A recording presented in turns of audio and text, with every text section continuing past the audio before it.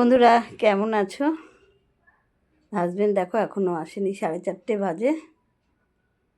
এতক্ষণ বসেছিলাম, স্নান করিনি, মনটা এত খারাপ লাগছিল।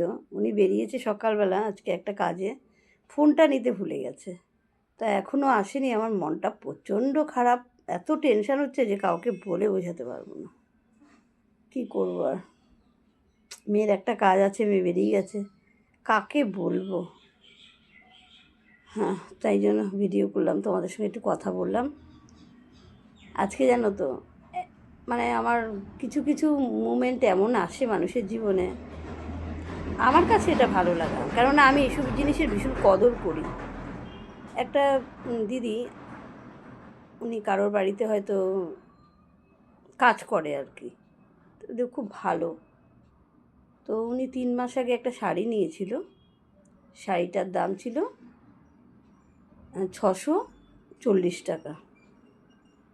তা উনি 2 মাসে 600 টাকা দিয়েছে, আর 40 টাকা খুচরো ছিল না, আমার কাছেও ছিল না। তখন বললো ঠিক আছে, তাহলে আমি 40 টাকা পরে দেবো।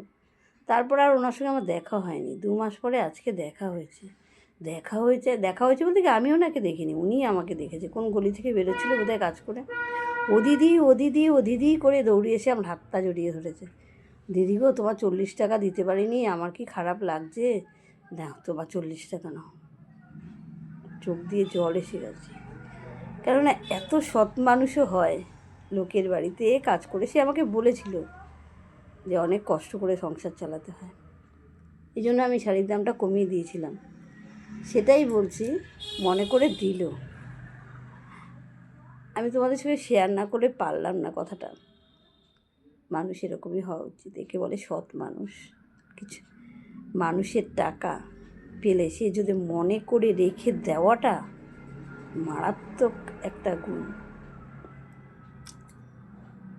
এই জিনিসটা আমাদের মধ্যে 100 ভাগ আছে, আমাদের 3জনের মধ্যে। আমার মেয়ে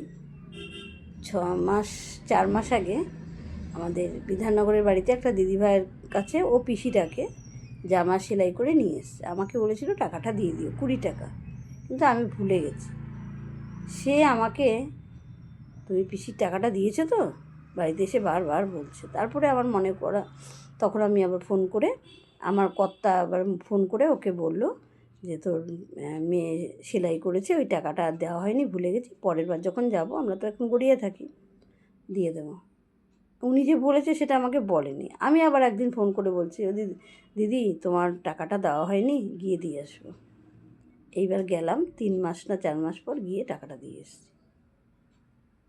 20 টাকাটা কি টাকা নয় বলো? এই হলো ব্যাপার। আমরা হচ্ছে এরকম মানুষ।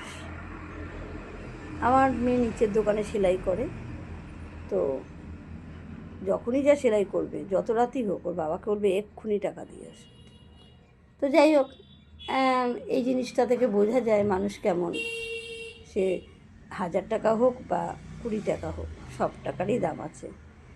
মেন হলো ব্যাপারটা হলো সততার ব্যাপার। ওই দিদিভাই আজকে আমাকে 40 টাকা 3 মাস পরে যখন দিল, আমার চোখ দিয়ে জল এসে গেছে। ও না দিলেও আমার কিছু আসে যায় না, একটা গরিব মানুষ, কিন্তু ও যে আমাকে দিয়েছে, এটাই আমার কাছে অনেক বড়। সবাই ভালো থেকো, শেয়ার করলাম তোমাদের কাছে, ভালো লাগলো।